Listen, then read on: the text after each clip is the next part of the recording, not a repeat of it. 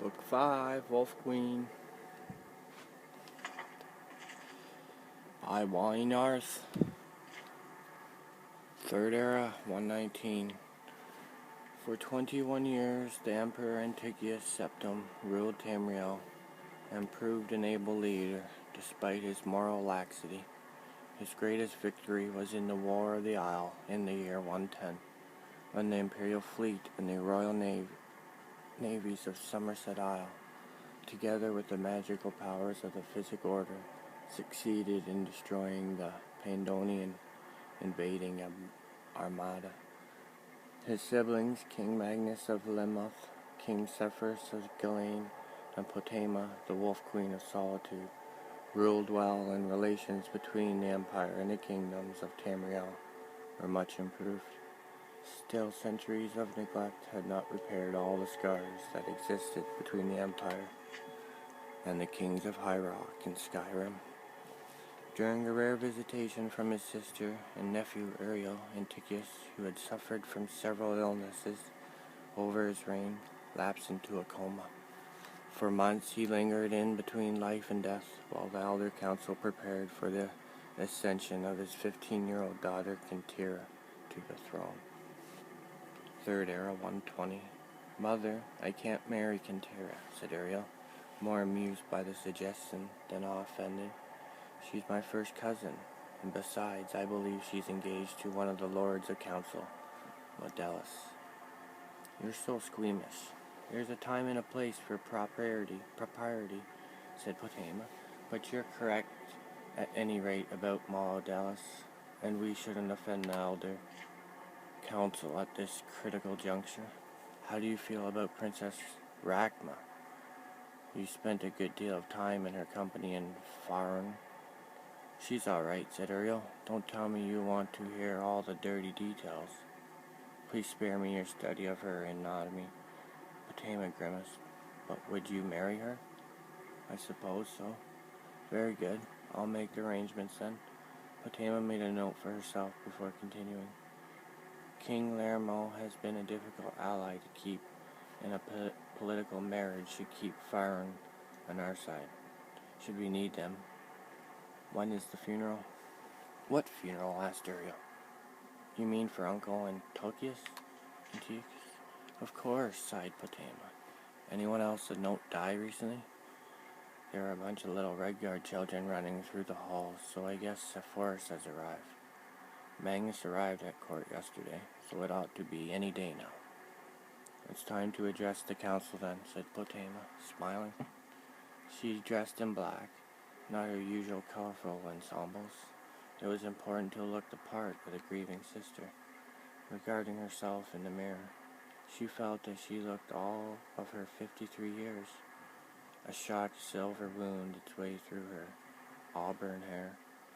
The long, cold, dry winters in northern SKYRIM had created a map of wrinkles, thin as a spider web, all across her face. Still, she knew that when she smiled, she could win hearts, and when she frowned, she could inspire fear. It was enough for her purposes. Potema's speech to the elder council was perhaps helpful to students of public speaking. She began with flattery and self-abasement. My most august and wise friends, members of the elder council, I am but a provincial queen, and I can only assume to bring to issue what you yourselves must have already pondered. She continued on to praise the late emperor, who had been a popular ruler despite his flaws.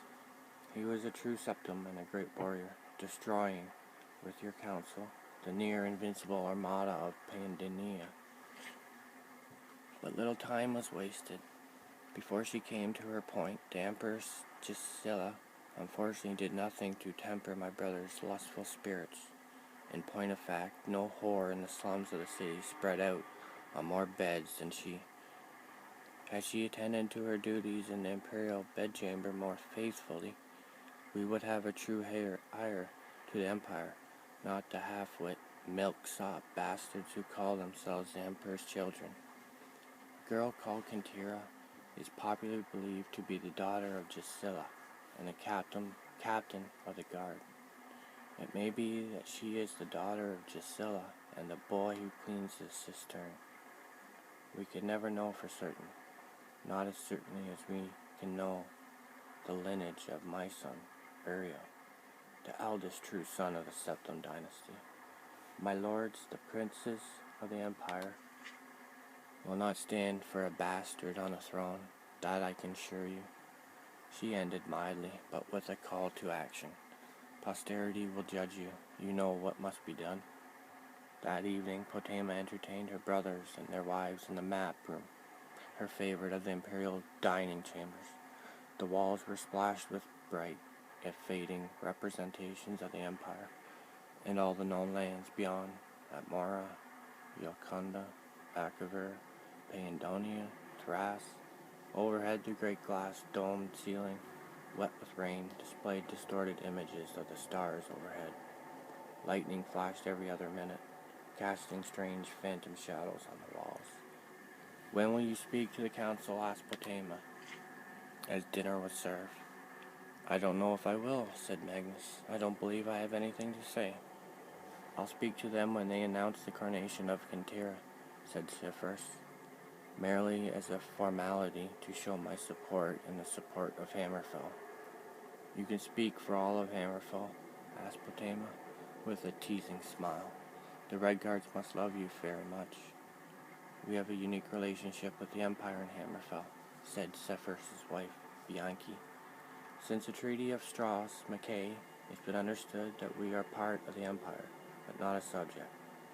"I understand you've already spoken to the council," said Magnus's wife, Helena, pointedly. She was a diplomat by nature, but as Cyrodiilic ruler of an Argonian kingdom, she knew how to recognize and confront adversity.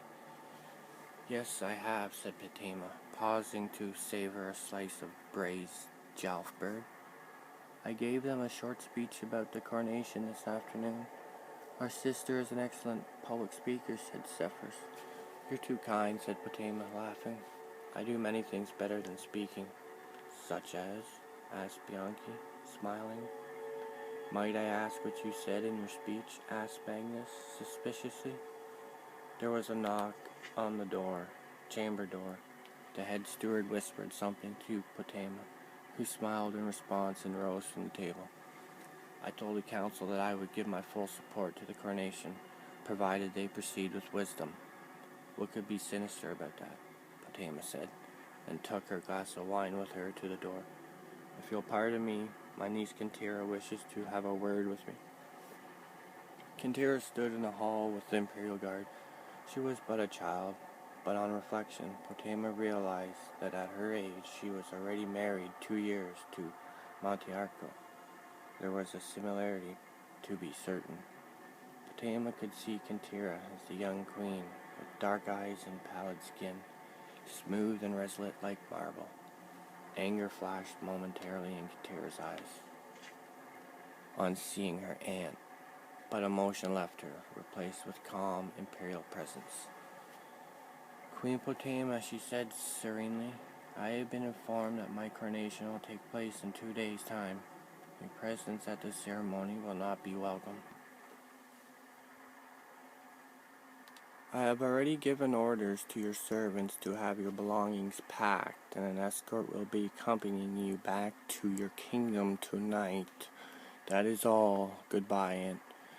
Potema began to reply, but Kintira and her guard turned and moved back down the corridor to the stateroom.